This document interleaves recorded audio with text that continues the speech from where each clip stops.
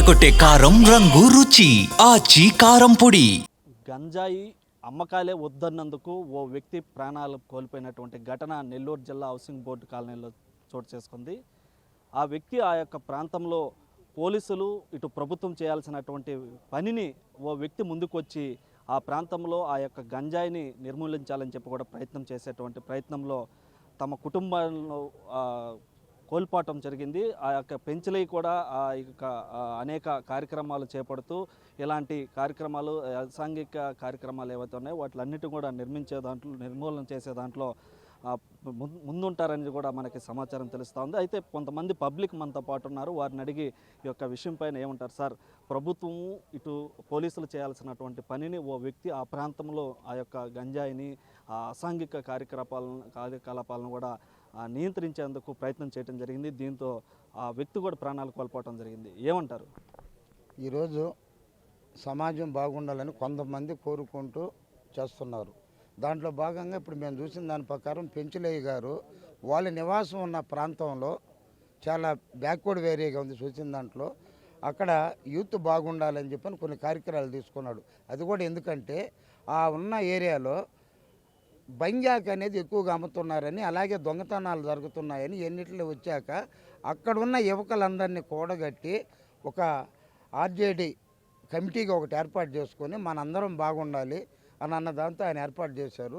దాన్ని సహించలేక ఒక ఆడామి పేరుతో చెప్తున్నారు, కామాక్షి అని ఇదంట. ఇప్పుడే నేను చూసిన దాంట్లో ఆ కామాక్షి అని ఆమె ముఖ్యంగా అక్కడ ఉన్న కొందరిని యువకులను కూడేసి ఈ బంజాకు దాని మీద అమ్మించే దాంట్లో ఒక పెద్ద ప్రయత్నం చేసే దాంట్లో ఇతన్ని టార్గెట్ చేసుకొని చంపటం అనేది జరిగింది. ఇది ఏమాత్రం మంచిది కాదు. ఈ నెల్లూరు టౌన్లో మేము కూడా ఒక ఏరియాలో నివసిస్తున్నాము. అందరం బాగుండాలని కోరుకునే వాళ్ళలో మేము కూడా ఒకరము. కానీ అట్లా కోరుకున్న దానికి ఆ పెంచలేని అబ్బాయిని చంపడం అనేది మరీ దారుణం. రెండోది, అక్కడ అందరూ చెప్పే దాంట్లో చూస్తే 5 గంటలకేమో ఆ పిల్లకాయని తీసుకొని ఆయన యాదాయపాలెం నుంచి ఆయన నివసిస్తున్న ఆయన కాపురం ఉంటున్న దగ్గరికి పోతూ ఉంటే 4 బండ్లు వేసుకొని మంకీ టోపీలు వేసుకొని మొహాలు కట్టుకొని పోయి ఆ అబ్బాయిని ఆ బండిని గుద్దేసి 2 బిడ్డలు ఆడు ఉన్నప్పుడు ఆ తండ్రిని అంత దారుణంగా నరికారంటే దీని పరిస్థితి ఎట్టున్నదనేది జనం అందరం కూడా అర్థం చేసుకోవాలి. రెండోది, అయ్యా మనం బతుకుతున్న ఏరియాల్లో ఆ బంజాక్ కానీ అవి కానీ ఏమి ఉండకుండా చూసుకుందాము అన్నదానికి కూడా చంపేస్తుంటే ఇంకేం చేయాలి? ప్రభుత్వం కూడా ఒక పక్క చెప్తుంది, బంజాకు ఇలాంటివి ఏమీ లేకుండా చేస్తున్నామని. కానీ ఎక్కడ జరుగుతుంది అనే దానికి అర్థం కావట్లే. మాఫియాలు రాజ్యం వెళ్తున్నాయి ఇప్పుడు. అది అనేక రకాల మాఫియాలు, దాంట్లో ఈ బంజాక్ బ్యాచ్ కూడా ఒకటి. కాబట్టి ఇది సరైనది కాదు. దీని అందరం కూడా మంచి కోరుకొని అందరం కూడా ఈ యొక్క మర్డర్ని వ్యతిరేకించాలని నా యొక్క విజ్ఞప్తి. సార్, మీరేమంటారు? ప్రభుత్వం చేయాల్సినటువంటి పనిని ఓ వ్యక్తి ముందుకొచ్చి చేయడం జరిగింది. దీంతో వారి కుటుంబం కూడా అనాథలుగా మిగిలినటువంటి పరిస్థితి. ఆ కుటుంబాన్ని, ప్రభుత్వాన్ని ఏ విధంగా ఆదుకోవాలంటారు? ఆ యొక్క ప్రభుత్వం చేయాల్సిన పని ఈ వ్యక్తి చేయడం పట్ల మీరేమంటారు?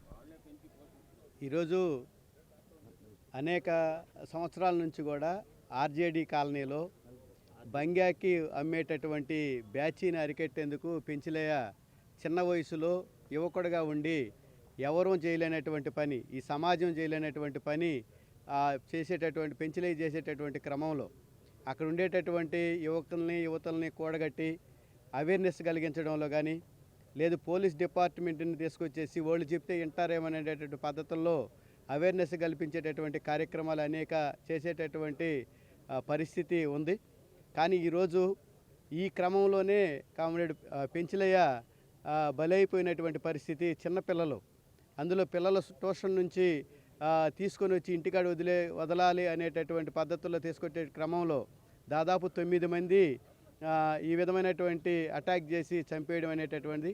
ప్రధానంగా ఒక మహిళ, ఆమె అనేక సంవత్సరాల నుంచి కూడా అక్కడ బంగాకు అమ్మేటటువంటి పరిస్థితి. అనేక కేసులు, బంగాకు పట్టుకున్న కేసులు కూడా ఆమె పైన ఉండేటటువంటి పరిస్థితి. ఇక్కడ పెంచలయ్య ఎదిగొస్తే నా వ్యాపారం జరగదు, నేను అభివృద్ధి కాలేని అనేటటువంటి ఒక దురుద్దేశంతో ఒక చిన్న వయసులో ఉండేటటువంటి పెంచలయ్యని ఈ విధమైనటువంటి చంపేయడం ఇది సరైనటువంటి పద్ధతి కాదు.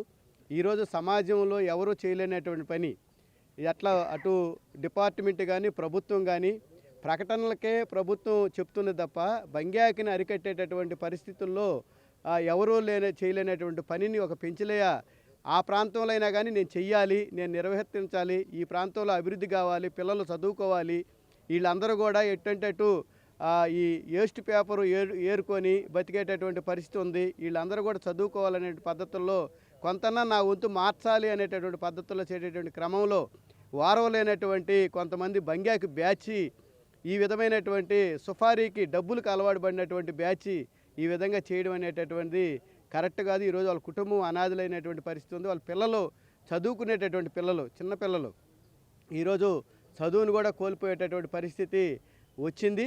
అందుకని ఏదైతే కామాక్షి వాళ్ళ టీం ఉందో తక్షణమే వాళ్ళందరినీ కూడా అరెస్ట్ చేసి కఠినమైనటువంటి శిక్షించాలని చెప్పేసి సందర్భంగా తెలియజేస్తున్నాం. అంటే ఈరోజు పెంచలయ్య కుటుంబం కూడా వాళ్ళ బిడ్డలు, వారి భార్య, వారంతా కూడా అనాథలుగా మారినటువంటి పరిస్థితి.